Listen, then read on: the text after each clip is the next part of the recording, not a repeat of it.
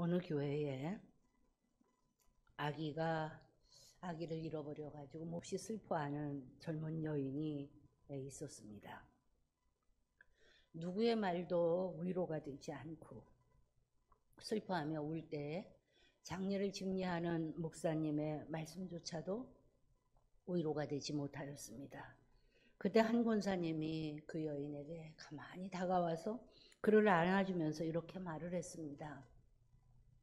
나도 내 아들을 몇 년 전에 잃었답니다. 울지 마요. 라고 말했을 때 이 여자가 울음을 멈추었습니다.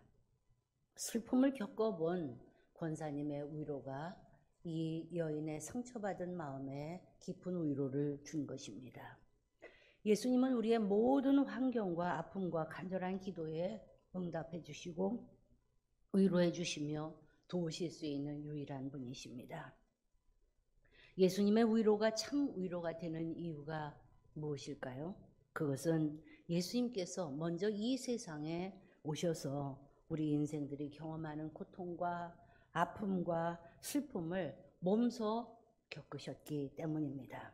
예수님은 공생애를 시작하기 전에 먼저 광야에 나가서 40일 동안 금식을 통하여 사역을 준비하셨습니다.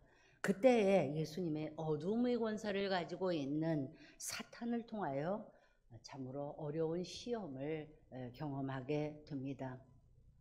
마태복음 4장은 이 예수님의 광야 시험에 대해서 우리에게 소상하게 밝혀주고 있습니다. 예수님은 이곳에서 4번의 시험을 겪으셨습니다.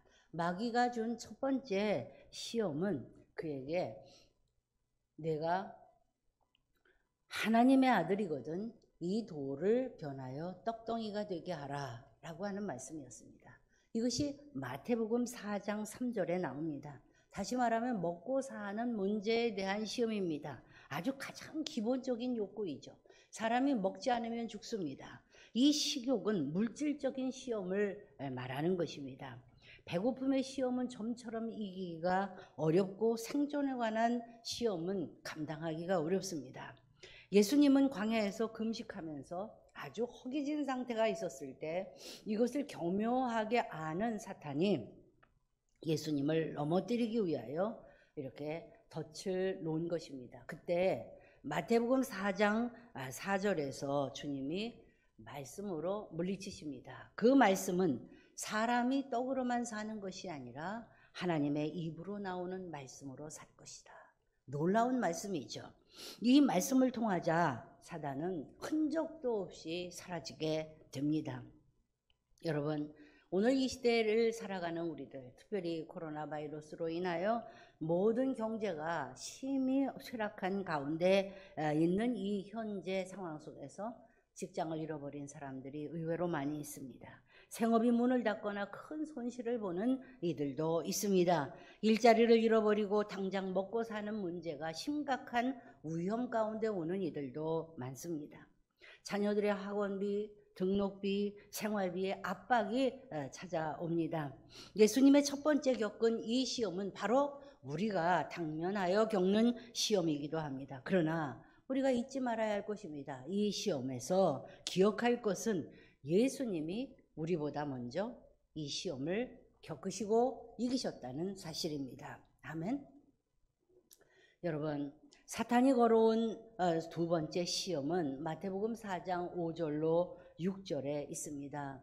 사탄이 높은 곳으로 예수를 끌고 가서 내가 높은 곳에서 뛰어내려라 라고 유혹했습니다.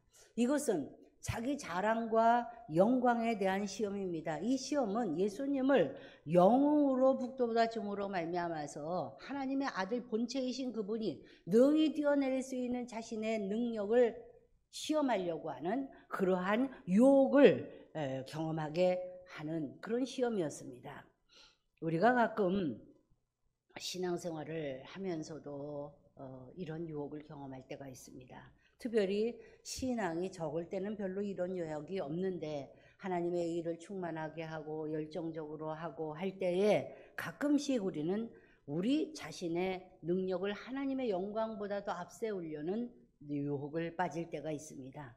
그래서 예언과 치유와 능력을 행하는 성령의 은사를 자기의 자랑과 영광을 위하여 사용하게 되는 유혹을 받게 됩니다. 이것은 사탄이 주는 아주 무서운 시험입니다.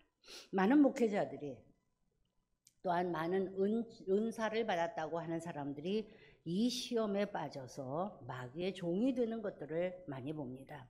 예수님은 우리가 유혹받을 이 시험도 이미 다 경험하셨습니다. 하나님은 이 시험을 마귀로부터 받았을 때 마태복음 4장 7절에서 이렇게 말합니다. 주 너희 하나님을 시험하지 말라. 여러분, 하나님을 시험하는 그러한 일이 있어서는 안 될 것입니다.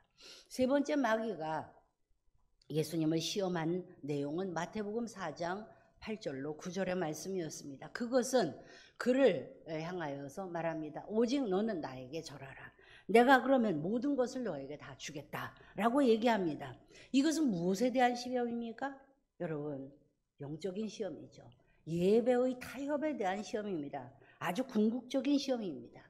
마귀의 주장에 따르면 하나님은 이미 하늘에서 하늘을 다스리시고 자기는 이 세상에서 세상 공중 권세 잡은 자로서 세상을 다스리도록 하나님과 협정을 맺었다고 말하고 있습니다. 그런데 하나님은 마귀에게 세상을 내어주신 적이 없습니다. 마귀가 인간의 죄, 인간의 불의, 인간의 모든 욕심을 불법으로 이용해서 이 땅을 차지하고 있는 것입니다.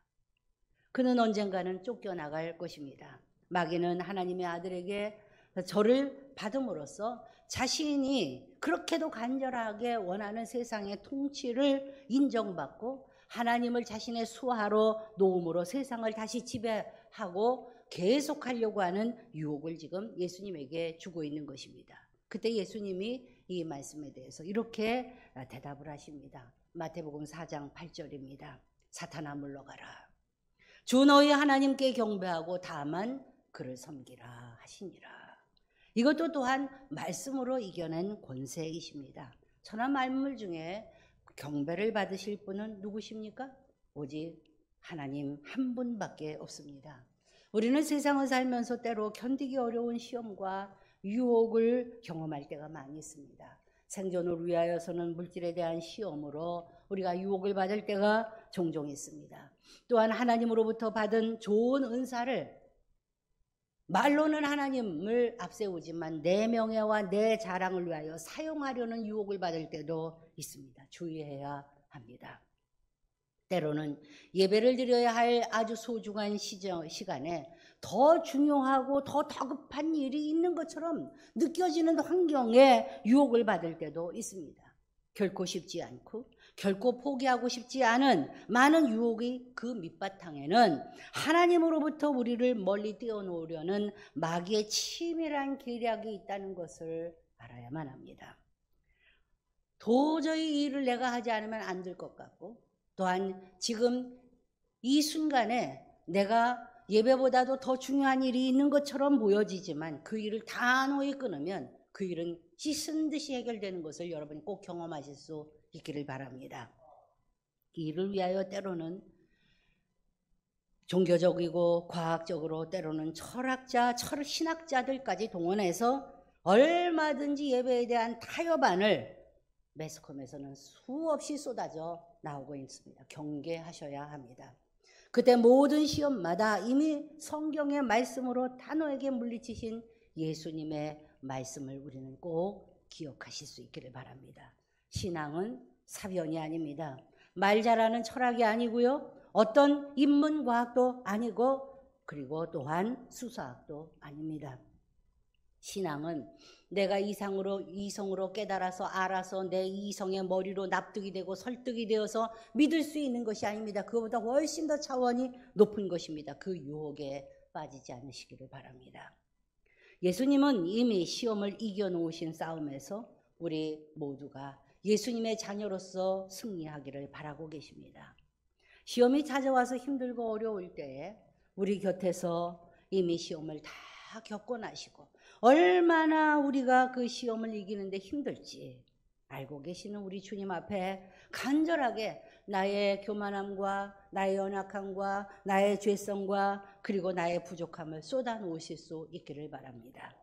우리보다 먼저 시험과 고난을 먼저 받으신 우리 주님이 우리를 지켜주시고 계십니다. 그리고 주님의 손을 붙잡으시기를 바랍니다.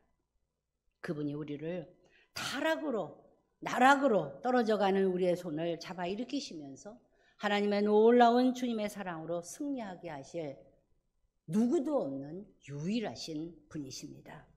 예수님은 우리의 유일하신 소망이 되십니다.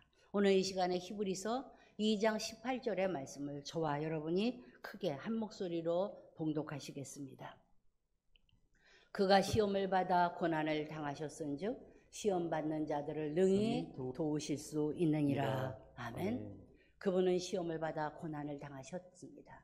우리를 대신해서 이 땅에 오셔서 이미 모든 시험을 사탄과 더불어서 통과하셨습니다. 그러므로 우리가 무엇을 시험받고 있는지를 이미 다 알고 계십니다. 그러므로 그것을 능히 도우실 수 있는 우리 주 예수 그리스도 앞에서 올 한 해 동안 믿음으로 승리해서 그 승리의 경험이 여러분의 앞으로 남은 생애에 하나님을 믿는 놀라운 디딤돌이 되실 수 있기를 바랍니다.